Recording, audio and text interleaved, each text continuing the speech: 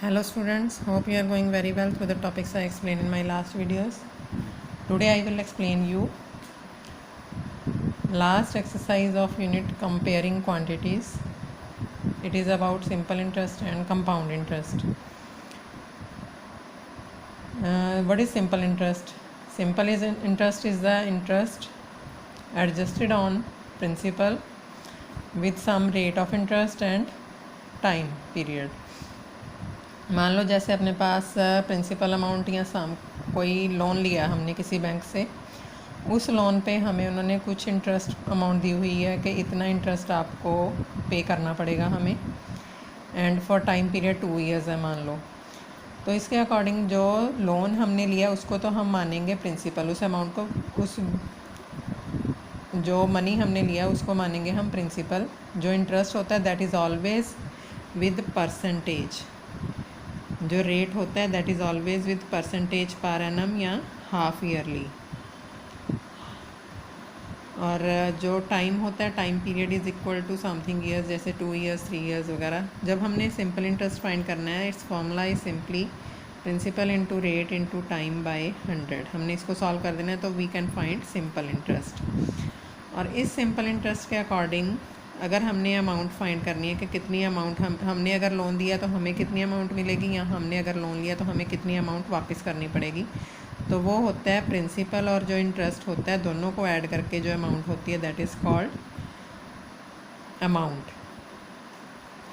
अब एक टर्म होती है कंपाउंड इंटरेस्ट। कंपाउंड इंटरेस्ट होता है जो हर साल रेट ऑफ इंटरेस्ट के अकॉर्डिंग नेक्स्ट वैल्यू जो बनती है वो अमाउंट मानी जाएगी, और नेक्स्ट ईयर की वैल्यू वो प्रिंसिपल मानी जाती है।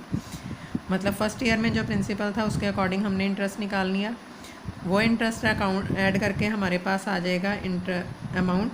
उस अमाउंट को हमने नेक्स्ट ईयर का प्रिंसिपल एज्यूम करना है, फिर से हमने पिछले रेट के अकॉर्डिंग 1 ईयर का इंटरेस्ट निकाल लेना है, फिर उस प्रिंसिपल और इंटरेस्ट में को ऐड करके जो वैल्यू आएगी वो अमाउंट है उस ईयर की, सेकेंड ईयर की, और वो थर्ड ईयर का प्रिंसिपल माना जाएगा। इस तरह से हमें फाइंड करना होता है।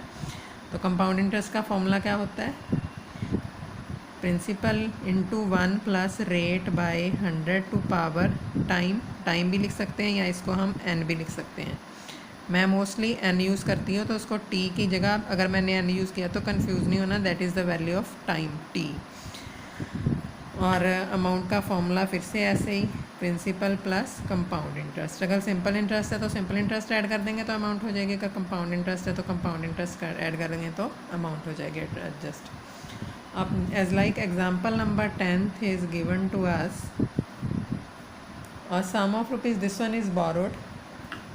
इतने पैसे हमने उधार लिए at rate of interest 15% per annum for 2 years, 2 साल के लिए, and find the simple interest on this sum and amount to be paid at the end of 2 years। जो sum of interest borrowed है वो है principal, that is rupees 10,000, rate is 15% per annum। ये तो है कंपाउंड एनुअली के according. एक जो हाफ ईयरली होता है वो मैं आपको नेक्स्ट वीडियो में ही एक्सप्लेन करूँगी, तो उसको कैसे सॉल्व करना है। ये कंपाउंडेड एनुअली के अकॉर्डिंग ये कंपाउंड इंटरेस्ट का फॉर्मूला है।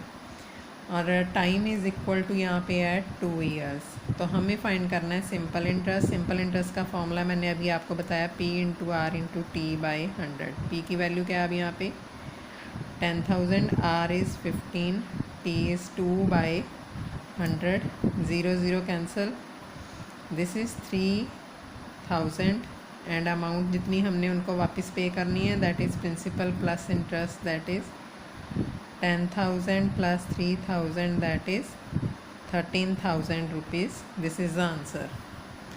Now example number 11th is find compound interest।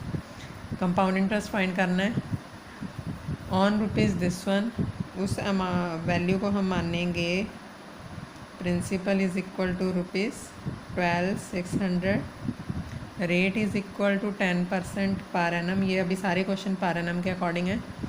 Compounded annually, and time कितना दिया हुआ है, T is equal to 2 years. तो हमें फाइंड क्या करना है यहाँ पे, compound interest. Compound interest formula find करने के लिए पहले हमें फाइंड करनी पड़ेगी अमाउंट। और अमाउंट का फॉर्मूला है P into 1 plus R by 100 to power n। n मतलब यहाँ पे t, मैंने t को आपको बोला था कि अगर मैं n यूज़ करूँ तो कंफ्यूज नहीं होना। This is 12,600 into 1 plus 10 by 100 to power 2।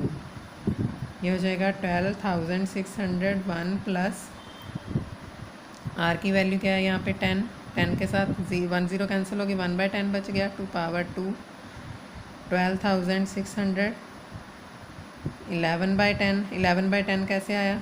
10 LCM था, 10 इंटू 1 10 प्लस 1 11/10 और 2 पावर है तो ये हो जाएगा 12,600 11/10 11/10। 2 टाइम ले लिया, 2 ज़ीरोज़ कैंसिल। अब 126 को 121 से मल्टीप्लाई कर देंगे तो ये वैल्यू हो जाएगी आपकी 12600 प्लस 126 को 20 के साथ मल्टीप्लाई करेंगे तो 0 12 1 5 2 प्लस 126। मैंने डायरेक्टली ऐड कर दिया, आप इसको मल्टीप्लाई भी कर सकते हो अगर ये मेथड ना आए तो।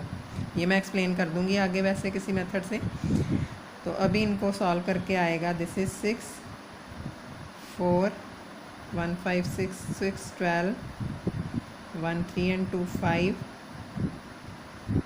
एंड 1। टोटल वैल्यू क्या होगी? 1524 रुपीज़। और हमें फाइंड करनी है कंपाउंड इंटरेस्ट। ये फॉर्मूला है अमाउंट का, P into 1 plus R by 100 to power n। ये फॉर्मूला किस चीज़ का है? अमाउंट का, कंपाउंड इंटरेस्ट का नहीं है। मैंने गलती से यहाँ पे कंपाउंड इंटरेस्ट शो कर दिया था। अब हमें फाइंड करना है कंपाउंड इंटरेस्ट। कंपाउंड इंटरेस्ट है अमाउंट माइनस प्रिंसिपल। अमाउंट थी अपने पास 15,246 माइनस 12,600, तो इसकी वैल्यू आ जाएगी आपके पास 6 4 12 में से 6 गए 6, 4 में से 2 गए 2, तो this is rupees 2646।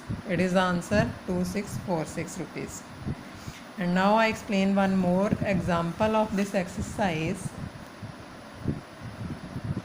What amount is to be repaid on loan of 12,000 for 1.5 years on 10% per annum compounded half yearly? Half yearly वाला मैं नेक्स्ट वीडियो में एक्सप्लेन करती हूँ आपको ताकि अच्छे से क्लियर हो जाए। Now I explain you question example number 13। Example number 13 is also different. 1 year and 3 months दिए हुए हैं तो वो भी डिफरेंट है। Example number 14 is the population of a city was 20,000 in year 1997। It is decrease at the rate of this one. Find the population at the end of 2000। 1997 की population दी हुई है और 2000 की हमें फाइंड करनी है। हर साल ये डिक्रीज़ हो रही है।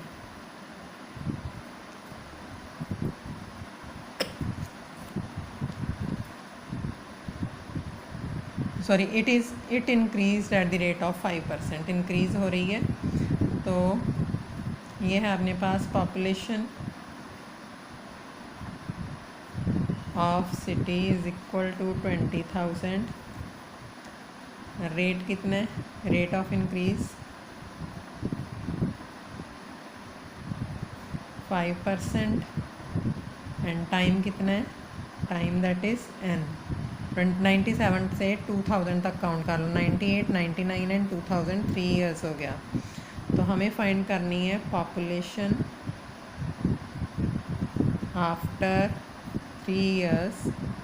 तो अमाउंट का फॉर्मूला लगा दो, A is equal to P into 1 plus R by 100 to power n। तो ये हो जाएगा P है 20,000 1 plus 5 by 100 to power 3।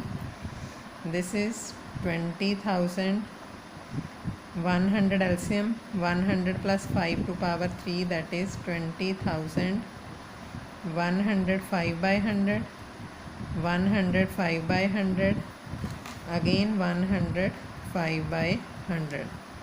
2 zeros तो कैंसिल हो गई इसकी।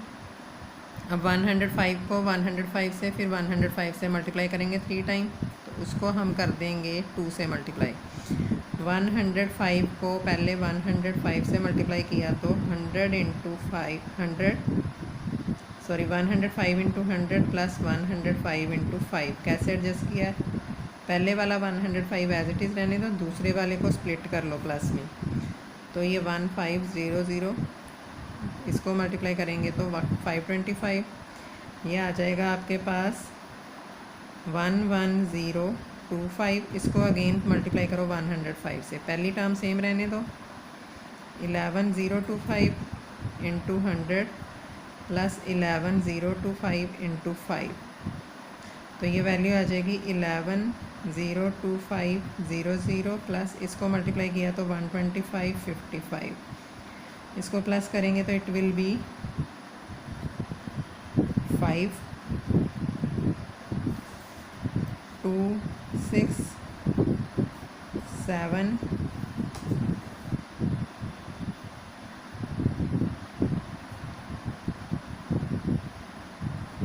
5 and 2 7 5 1 1, इसको मल्टीप्लाई कर लो 2 से तो इट विल बी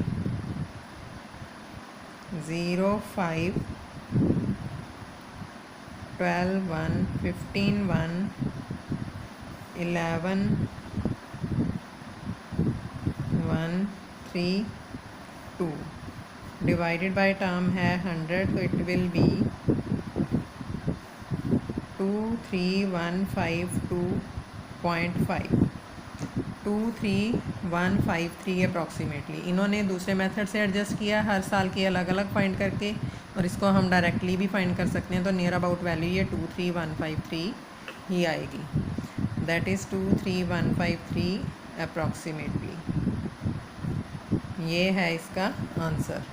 और दूसरा मेथड भी मैं आपको एक बार एक्सप्लेन कर दूंगी in my next video. Till then you have to solve the questions according to compounded annually and increase या डिक्रीज़ के अकॉर्डिंग। अगर डिक्रीज़ है तो माइनस कर देंगे, इंक्रीज़ है तो प्लस कर देंगे, बस इस बात का ध्यान रखना है। Till then you have to solve the questions. Thank you.